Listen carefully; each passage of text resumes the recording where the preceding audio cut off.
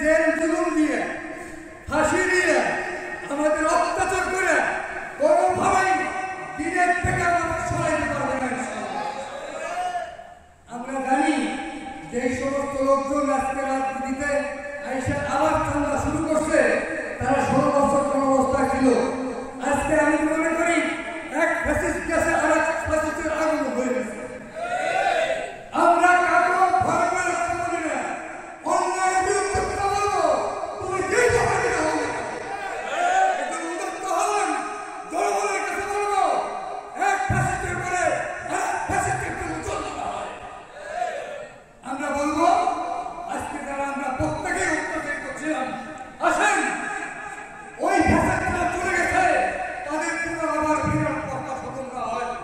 আমরা সবাই মিলে দেশকে ভালোবাসি, সবাই মিলে দেশকে গড়ি, সবাই মিলে ইসলামী এবং দেশে আল্লাহ এবং আল্লাহর রাসূলের আদর্শকে আমরা জানাই, সেগুলি আমরা রাজনীতি করি।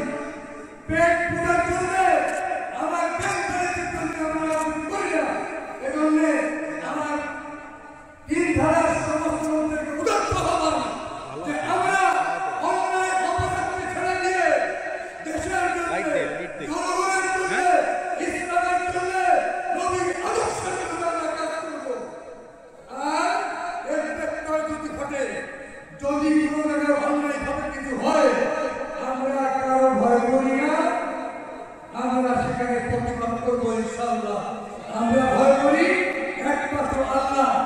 আমরা জেনে গেছি, মামুন হাসান জেনে গেছেন, আমাদের কাজ আলহামদুলিল্লাহ কমে নাই, বেড়েছে। এজন্য অন্যায়ের প্রতিবাদ করলে, আল্লাহ আল্লাহর রাসূলের উপর চললে তার ইজ্জত কমে না, তার ইজ্জত বাড়ে। এজন্য আসুন আল্লাহ মামুনুল হকের হাতকে শক্ত করে আমরা ছাত্র মজলিস, যুব মজলিস, শ্রমিক মজলিস এবং খিলাফত মজলিস এক হয়ে সমস্ত তন্ত্রমন্ত্র ভেঙে দিয়ে ইসলামী তন্ত্রমন্ত্রের কাজ করবো ইনশাআল্লাহ।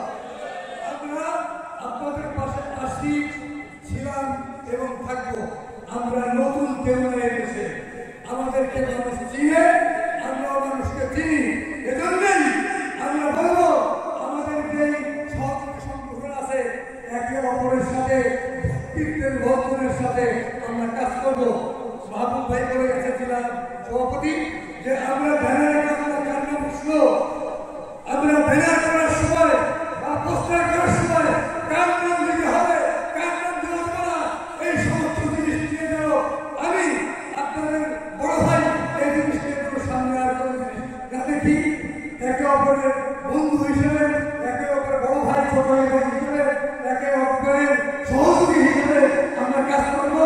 খিলাফত যুব মজলিস আল্লামা মামুনুল হকের গঠিত, আল্লামা মামুনুল হক এবং খিলাফত মজলিসের আমিন, তার দিক নির্দেশনায় একদম প্রত্যেক নির্দেশনা এর বাইরে কিছু হবে না ইনশাআল্লাহ।